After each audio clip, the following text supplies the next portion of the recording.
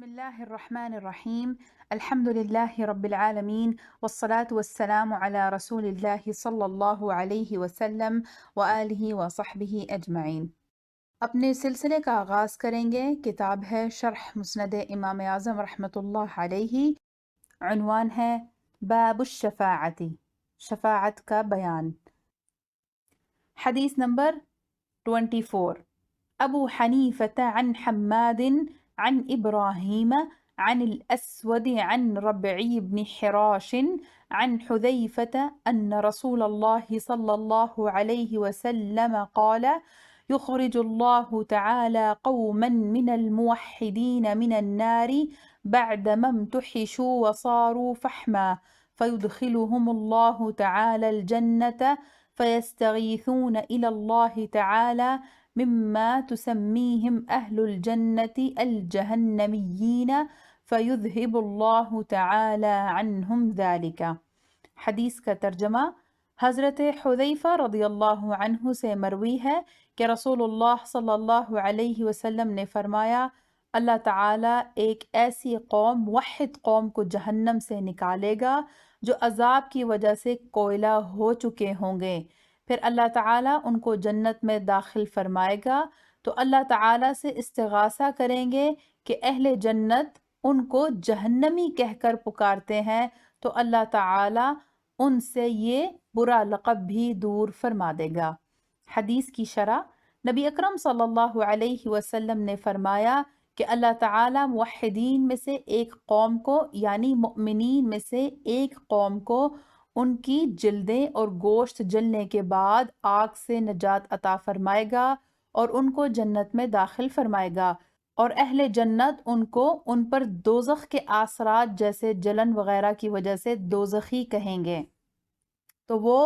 اللہ تعالیٰ سے فریاد کریں گے کہ ان سے اس نام یعنی دوزخی کو دور کیا جائے، تو اللہ تعالیٰ ان سے دوزخ کی علامت دور فرما دے گا تو یہ بھی جنت میں بغیر کسی ملامت کے زندگی بسر کریں گے۔ اس حدیث کو امام ابو نعیم اور امام قرطبی نے بھی روایت کیا ہے، اور رسول اللہ صلی اللہ علیہ وسلم یہ فرماتے تھے: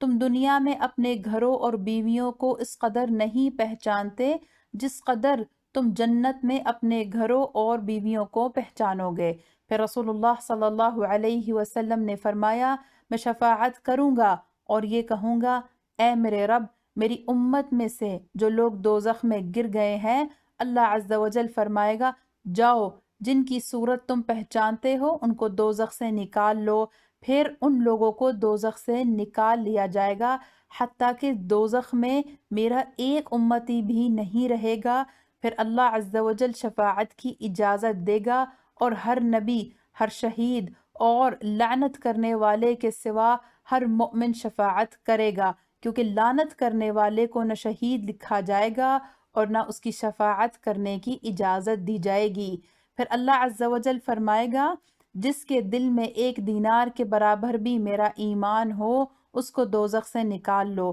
پھر فرمائے گا: جس کے دل میں 2/3 دینار کے برابر بھی ایمان ہو۔ پھر فرمائے گا: جس کے دل میں نصف دینار کے برابر بھی ایمان ہو۔ پھر فرمائے گا: جس کے دل میں 1/3 دینار کے برابر ایمان ہو۔ پھر فرمائے گا: جس کے دل میں 1 قیرات 6 جو کے برابر بھی ایمان ہو۔ پھر فرمائے گا: جس کے دل میں 1 رائے کے دانے کے برابر ایمان ہو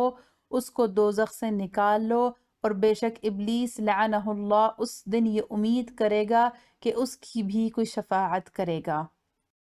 اور جب ہر شخص شفاعت کر چکے گا اور دوزخ میں کوئی ایسا شخص باقی بچے گا جس نے اللہ کے لیے کوئی نیکی کی ہو، تب اللہ تعالیٰ فرمائے گا: اب میں باقی رہ گیا ہوں اور میں سب سے زیادہ نیکی کرنے والا ہوں۔ پھر اللہ تعالیٰ دوزخ میں اپنا ہاتھ داخل کرے گا اور بے شمار لوگوں کو دوزخ سے نکال لے گا جن کی تعداد کو وہی جانتا ہے۔ وہ لوگ جلی لکڑیوں کی طرح ہوں گے۔ اللہ تعالیٰ ان کو نہر الحیوان میں ڈال دے گا اور اس طرح اگنے لگیں گے جیسے دریا کے کنارے کی مٹی میں دبا ہوا دانہ اگنے لگتا ہے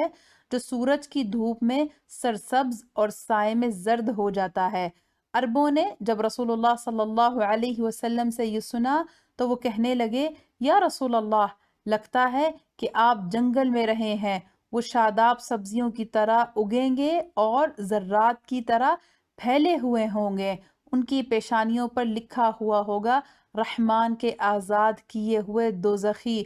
اس تحریر سے اہل جنت انہیں پہچان لیں گے،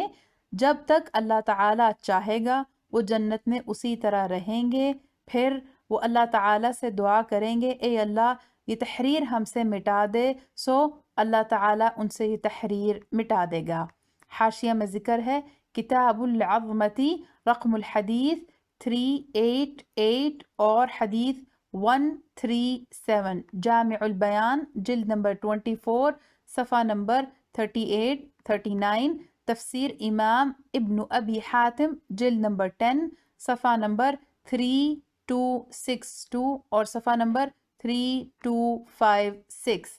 تفسیر ابن کثیر جلد نمبر 3 صفحہ نمبر 46 تا صفحہ نمبر 52، تفسیر در المنثور جلد نمبر 7 صفحہ نمبر 256 تا صفحہ نمبر 262، شرح الملا علی القاری رحمۃ اللہ تعالی علیہ علی مسند الامام الاعظم صفحہ نمبر 60۔